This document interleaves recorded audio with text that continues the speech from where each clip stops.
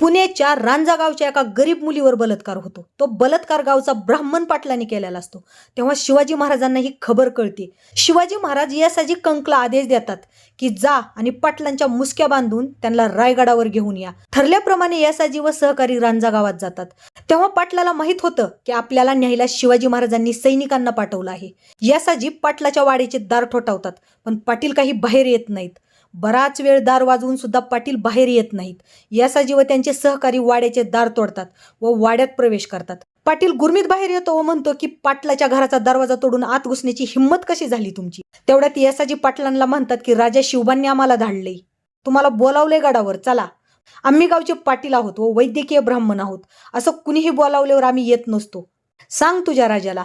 अनेक प्रयत्न केल्यानंतर ही पाटील यायला तयार होत नाहीत. तेवढ्यात यसाजी व सहकारी पाटलांच्या मुसक्या बांधतात व त्याला फरफटत गावातून नेतात.